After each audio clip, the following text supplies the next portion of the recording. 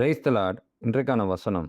அப்பொழுது பரிசேயர் அவரை சோதிக்க வேண்டுமென்று அவரிடத்தில் வந்து, புருஷனானவன் தன் மனைவியை தள்ளிவிடுவது நியாயமா என்று கேட்டார்கள். அப்ப ஏசப்பா என்ன கேட்கிறார் தெரியுமா? அவர் பிரதியுத்தரமாக, மோசே உங்களுக்கு கட்டளையிட்டிருக்கிறது என்ன என்று கேட்டார். இதே கேள்விய நான் உங்கள்ட்ட கேட்கிறேன். புருஷன் மனைவியை தள்ளிவிடுகிறது நியாயமா? மனைவி புருஷனை தள்ளிவிடுகிறது நியாயமா? அதாவது தள்ளிவிடுகிறதுன்னா டிவோர்ஸ். டிவோர்ஸ் பண்றது சரிதானா? அப்படின்னு அர்த்தம். டிவோர்ஸ பொறுத்தளவு வேதத்துல ஆண்டவர் என்ன சொல்லியிருக்கிறார்? ஆண்டவர் டிவோர்ஸ் சரின்றாரா? தவறுன்றாரா? என்ன சொல்ல வரார்? இந்த பரிசேயர் ஏன் ஆண்டவர போய் இப்படி ஒரு கேள்வி கேட்குறாங்க? அவர ஏதாவது பிரச்சனையில சிக்க வைக்கணும்னு சொல்லி. ஆனா ஆண்டவர் அதற்கு சரியான பதில அங்க குடுத்தார். நியாயப்பிரமாணத்துல என்ன இருக்கு? இந்த டிவோர்ஸ பொறுத்தளவு. தள்ளுதல் சீட்ட கொடுக்கலாம். அதாவது டிவோர்ஸ் கொடுக்கலாம்.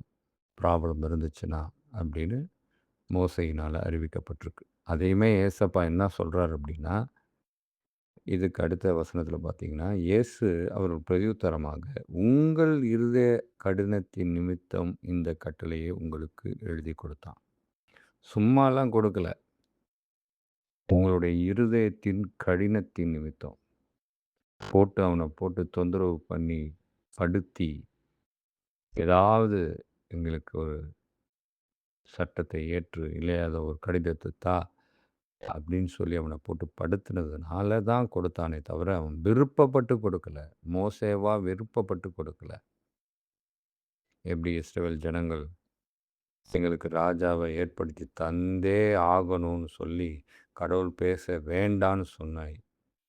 அப்போ கடவுள் சொல்றாரு, அந்த ராஜா வந்தான்னா உங்கள சரியானபடி நடத்த மாட்டான்.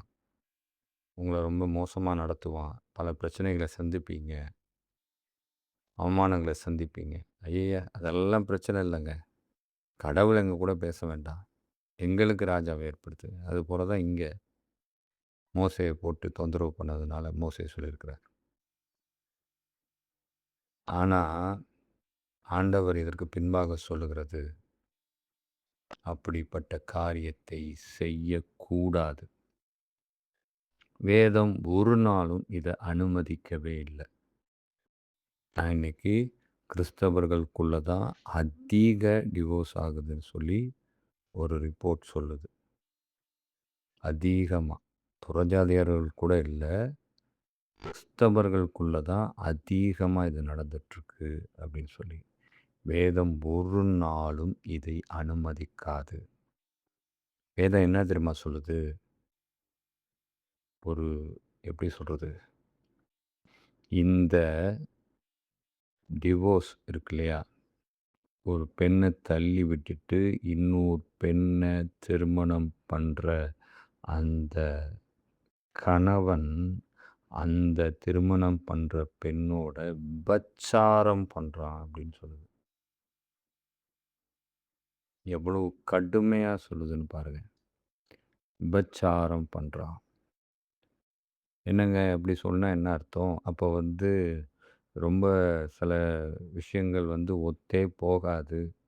எவ்வளவுதான் முயற்சி செய்தாலும் அது ஒண்ணுமே நம்ம பண்ண முடியாது. அத என்ன செய்றது? இல்லன்னா, அவங்களால நமக்கு ஏதாவது அ பயமுறுத்துதல் இருக்கும். ஏதாவது தீமை இருக்கும். பல விஷயங்கள் இருக்கும். அப்படி இருக்கிறவங்களோட எப்படிங்க சேர்ந்து வாழ முடியும்? அது கணவனோ, மனைவியோ யாரா இருந்தாலும் சரி. எப்படி வாழ முடியும்? எதுவானாலும் கர்த்தர் கரத்துல ஒப்புக் கொடுக்கணும். நான் ஆனா ஒண்ணு விசுவாசிக்கிறேன்.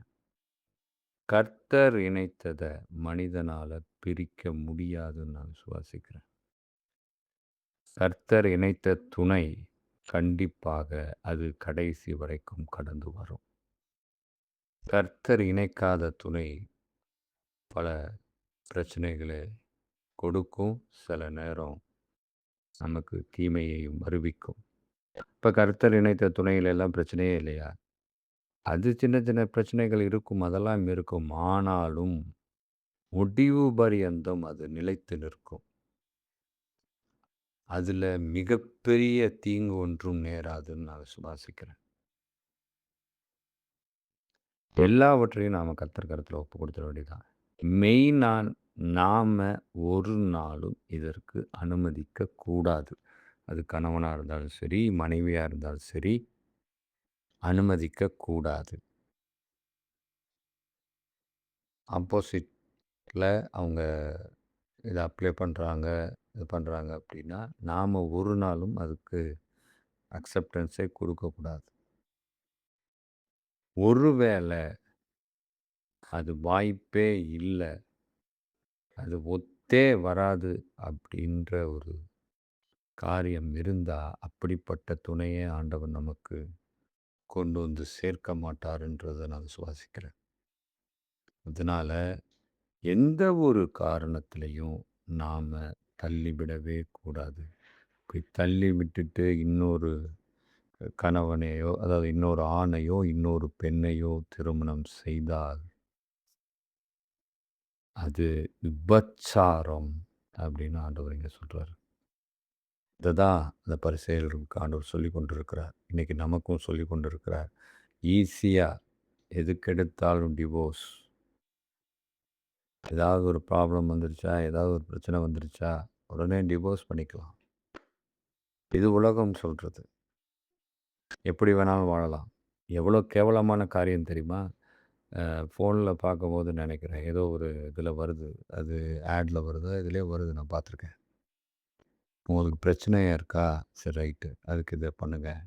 உங்களுக்கு லைஃப் பார்ட்னர் வேணுமா? அதுக்கு இத பண்ணுங்க. இப்போ வாழ்ற வாழ்க்கை சந்தோஷமா இல்லையா? வேற லைஃப் பார்ட்னர் தேடுறீங்களா? அதுக்கு இத பண்ணுங்க. எவ்வளவு கேவலமாய் இன்னைக்கு உலகம் சென்று கொண்டிருக்கிறதுங்கிறத மறந்துறாதீங்க. டிவோர்ஸ் பண்றது சரின்றது ஒரு நாளும் வேதம் சொல்லவே இல்ல. அதுலயும் ஆண்டவர் ஒரு விஷயம் சொல்றார். இப்படியே நீ தள்ளிவிடணும்னு நினைத்தாலும் கூட, தள்ளணும்னு நினைக்கிற அந்த சூழ்நிலை வருகிறது. எப்போ தெரியுமா? அத எப்ப தெரியுமா நீ பண்ணணும்? ஒருவேள உன் மனைவியோ, உன் கணவனோ விபச்சார வேசித்தன பாவத்தில ஈடுபட்டா, நீ தள்ளிவிடலாம். அப்படின்னு ஆண்டவர் சொன்னாலும் கூட, ஆண்டவர் ஒரு நாளும் தள்ளிவிடக்கூடாதுன்றது தான் அவர் அங்க உறுதியா சொல்றார். எப்படின்னா, இத நம்ம ஆவிக்குரிய விதத்தில பார்க்கணும். கணவன், புருஷன், மணவாளனாகிய இயேசு கிறிஸ்து, மனைவி மனைவாட்டியாகிய நம்மை ஒரு நாளும் அவர் தள்ளிவிடுகிறதே கிடையாது.